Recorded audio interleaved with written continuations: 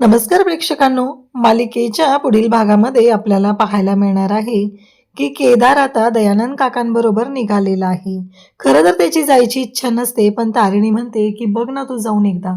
अरे दयानंद काका तुझ्याशी जर बोलले तर आपल्याला आपल्या मिशनच्या पण कामासाठी उपयोग होईल. कारण या दोघांचं असं म्हणणं आहे की काहीही झालं तरीही आत्ता सध्या मिशन पण तेवढंच महत्त्वाचं आहे, असं तारिणीने गोड बोलून इकडे दयानंद काकांसोबत पाठवलेलं असतं. दयानंद काकांनाही तेवढंच बरं वाटतं, कारण जेवढं म्हणजे हा जवळ येईल तेवढंच त्यांनाही बरं वाटत असतं. कारण केदार जो आहे तो दयानंद काकांशी नीटसं बोलतही नाही. आता केदार आणि दयानंद काका निघालेले असतात तेव्हा JP इंडस्ट्रीजबाबत बोलणं सुरू होतं आणि दयानंद काका म्हणत असतात की कधी कधी ना सत्याच्या बाजूने उभं राहिल्यानंतर खूप त्रास होतो आणि तीच गोष्ट माझ्या बाबतीत घडत आहे. कारण मी आणि कौशिकी कधीच आम्ही सत्याची साथ सोडली नाही. आणि इकडे दयानंद काकांचं हे बोलणं ऐकून आता केदारला पण बरं वाटायला लागलेलं असतं. केदार घरी येतो आणि आल्यानंतर मग तारिणी असते, तो तारिणीला म्हणतो काय झालं. तारिणी सांगू लागते की केदार तुला माहिती आहे का, मला डाऊट आहे की ती निशी आहे ना प्रेग्नंट नाही आहे. कारण तिचं खाणं वागणं त्याचबरोबर या सगळ्या गोष्टी ह्या पूर्णपणे चुकीच्या चाललेल्या आहेत. आणि मग केदार म्हणतो म्हणजे तुला काय म्हणायचं आहे. तेव्हा ती म्हणते मी एक प्लॅन करते, त्याच्यामध्ये मला तुझी साथ हवी. म्हणजे निशीचं पितळ उघडं पाडण्यासाठी आता केदार आणि त्याचबरोबर इकडे तारिणीने एक मोठा प्लॅन केलेला आहे. आता दोघंही बघत आहेत की नक्की कुठे मिशनला त्यांनी तो त्यांचा जो चेकबोर्ड असतो तो लावलेला असतो, त्याच्यावरती फोटो लावलेले असतात आणि सगळे डॉट जुळवत असतात. आता हे नक्की डॉट कुठं जुळतील हा विचार त्यांच्या डोक्यात सुरू असतो. आणि इकडे तारिणीला मात्र निशी सारखी लाडू खात होती किंवा निशीचं जे वागणं आहे ते आठवत असतं आणि तिला राग येत असतो. तिला वाटत असतं की काय आहे हे सगळं, म्हणजे असं का होतंय, हा प्रश्न पडलेला असतो. तेव्हा इकडे केदार म्हणत असतो की हा जो आहे ना युवराज, त्याच्या बाबतीत आपल्याला काहीच ठोस पुरावा मिळत नाहीये. बघ ना तू, त्याचे सगळे डिटेल्स मी काढलेले आहेत पण काहीच असं वाटत नाहीये, काहीतरी मिसिंग वाटतंय. त्यामुळं हा डॉट जुळला जात नाही असं ती सांगत असते आणि ती पुन्हा त्याच विचारात जाते. तेव्हा केदार म्हणतो काय झालंय तुला. तेव्हा ती म्हणते काही नाही रे, मला निशीबद्दल थोडा डाऊट येतोय. बघ ना, म्हणजे तिने सहज डिंक लाडू खायला घेतले. आता ही गोष्ट निशीला माहिती आहे ना, ते लाडू उष्ण असतात. बोलत बोलत तारिणी पुढे जाते आणि कपाटाची ठेच लागते. आणि मग केदार आता तारिणीची काळजी घेत असतो. तो म्हणतो कुठे फर्स्ट एड, आणि तो फर्स्ट एड बॉक्स शोधू लागतो. इकडे युवराज आणि त्याचबरोबर निशी बोलत असतात. निशी मात्र भर भर भर जेवढे दिलेले लाडू आहेत ते सगळे लाडू तिने तिथे संपून टाकलेले असतात. तेव्हा तिथे युवी आलेला असतो आणि तो म्हणतो तुला कळतंय का काय केलंय. तेव्हा ती म्हणते मला ना खूप आवडतात हे लाडू, म्हणून मी खात आहे. तेव्हा तो म्हणतो बरोबर आहे, पण मगाशी तारिणीनं तुझ्या माहेरी काय सांगितलेलं विसरलीस का. म्हणजे तारिणी येणार, हे सगळं ऐकणार आणि सगळ्या घरात बोंबाबोंब करणार आहे. तुझ्या लक्षात येत नाही आहे बहुतेक, असं इकडे तारिणीला तो समजवत असतो. आणि त्याचबरोबर तारिणीच्या पायाला ठेच लागलेली आहे त्याच्यावरती मलमपट्टीही करून देत असतो, कारण तारिणीचं रक्तच थांबलेलं नसतं. तेव्हा मात्र इकडे तारिणी केदारला म्हणत असते म्हणजे काय करायचं रे.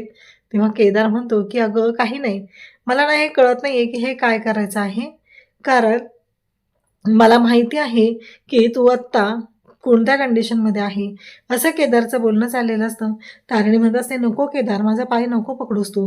पण केदार म्हणत असतो बास, मी कसं आहे माहिती आहे का, खोटं असलं तरी नवरा आहे, नवऱ्याच्या हक्काने तुला सांगतोय की बास झालं, आता हे सगळं बंद कर. आणि त्याचबरोबर इकडे तारिणी आणि केदार यांचं बोलणं सुरू आहे. त्यानंतर आपल्याला पाहायला मिळतं की कौशिकी घरातल्या सगळं महिला मंडळ गोळा झालेलं असतं.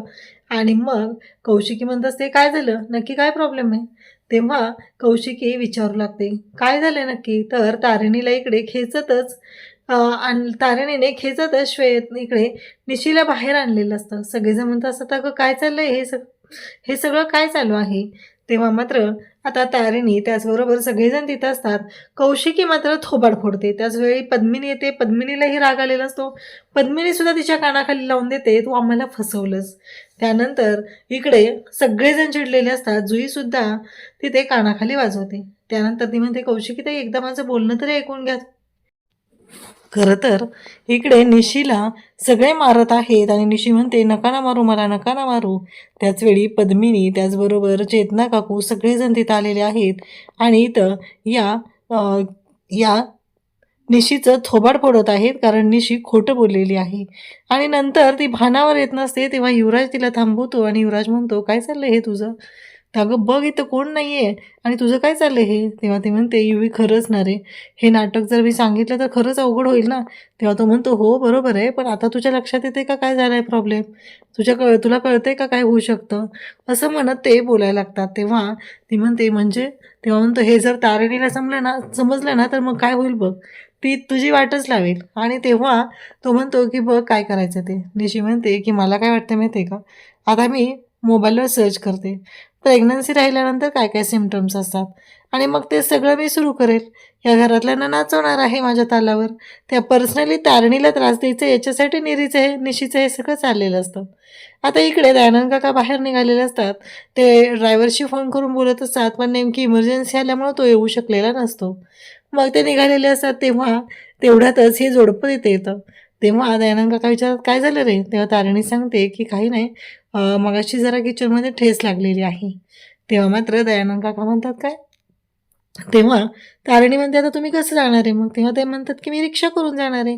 तारिणी म्हणते, की "केदार काय आहे तुझं? तुझ्याकडे माणुसकी नावाची गोष्ट आहे का नाही? जा बरं त्यांच्याबरोबर आणि हां, आपल्याला आपल्या मिशनबाबत लागणारी माहितीही त्यांच्याकडनं काढून घेता येईल." असं इकडे तारिणी सांगते आणि मग केदार जायला तयार होतो. केदार आता दयानंद काकांना म्हणतो, की "मी येतोय तुमच्याबरोबर, पण मी तर येताना तुमचा मुलगा बनून नाही येणार. तर मी तुमच्याबरोबर येताना एक माणुसकी म्हणून येत आहे. त्यामुळे माझ्याकडून अपेक्षा करू नयेत." त्यानंतर इकडे आपल्याला पाहायला मिळतं, की तारिणी चाललेली असते. तेवढ्यातच निश्चित इथे येते आणि सांगू लागते, की "मला खूप त्रास होतोय. माझ्या पोटात कसं तरी होतंय, मला मळमळतंय, डोकं दुखतंय, चक्कर आल्यासारखं होतंय." असं काहीही ती सांगत असते. तेव्हा तारिणी म्हणते, "काय झालं गं? काय होतंय?" तेव्हा ती म्हणते, "नाही माहिती गं, मला त्रास होतोय आणि मला ना चिंचाघा वाटतात." निशी म्हणते, "तुला एवढी सगळी लक्षणं एकदाच दिसायला लागलेत?"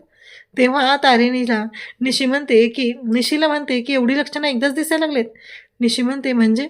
तेव्हा ती म्हणते, "नाही गं." तेव्हा म्हणते, "नाही गं, प्रेग्नन्सीमध्ये असं होत असतं ना, त्यामुळे होतंय मला." तेव्हा तारिणी म्हणते, "असं आहे का? बरं." तेव्हा निशी म्हणते, की "माझ्यासाठी काहीतरी खायला आण, त्याशिवाय मला बरं वाटणार नाही आहे." तेव्हा तारिणी म्हणते, की "चालेल." मग निशी तिला ऑर्डर सोडते, की तिला उपीट, सँडविच आणि ज्यूस हवा आहे.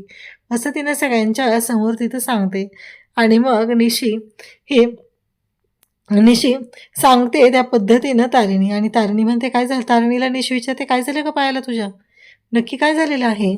आणि मग ती मुद्दामून ठेच लागलेली असते. ती जखम दाबू लागते. तारिणी इकडे ओरडते. निशी मात्र जाणून-बुजून करत असते. इकडे दयानंद काका केदारला विचारतात, "अरे खरंच माफ कर. कसं आहे माहिती आहे का, या घरात ही आत्ताच कळलं ना याबाबत. त्यामुळे ते सगळेजण पॅनिक झालेले आहेत. कसं आहे, आपल्या घरात आल्यापासून तुला काही प्रॉब्लेम तर नाही ना? तुला काही हवं असेल तर सांगत जा." असं दयानंद काका त्याला सांगत असतात. इकडे निशी मात्र रूममध्ये येते. सगळ्या रूममध्ये पसारा करून ठेवलेला असतो. तारिणी तिच्यासाठी तिने सांगितलेले पदार्थ घेऊन आलेली असते आणि निशी मात्र म्हणत असते, की "काय हे?" आणि निशीने सगळ्या रूममध्ये मुद्दाम पसारा केलेला असतो. तारिणी म्हणते, "अगं घे ना, हे आणलंय तुझ्यासाठी." आणि मग तारिणी तिला विचारू लागते, "काय होतंय?" तेव्हा निशी म्हणते, की "हो." तारिणी म्हणते, "हा जो पसारा केलाय ना, तो आवरून घे आधी." तारिणी असं सांगत असते. तेव्हा निशी म्हणते, की "हो, नाही आधी आवरते मी. कोणी आलं तर कसं दिसेल ते." आणि तिचं सगळं नाटक चालू असतं आणि बिचारी तारिणी त्या निशीच्या नाटकामध्ये प्रत्येक वेळेस अडकत असते. आता निशी मात्र खात बसलेली आहे आणि तारिणी आता दुसराच विचार करायला लागलेली असते.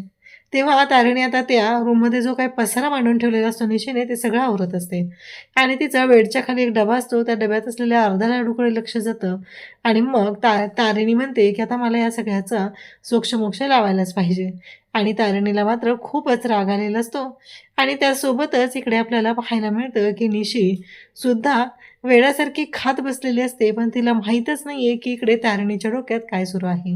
इकडे दयानंद काका आणि केदार बोलत आहेत. दयानंद काका म्हणतात, "मी आणि कौशिकी नेहमी सत्याच्या बाजूने उभे राहिलेलो आहोत.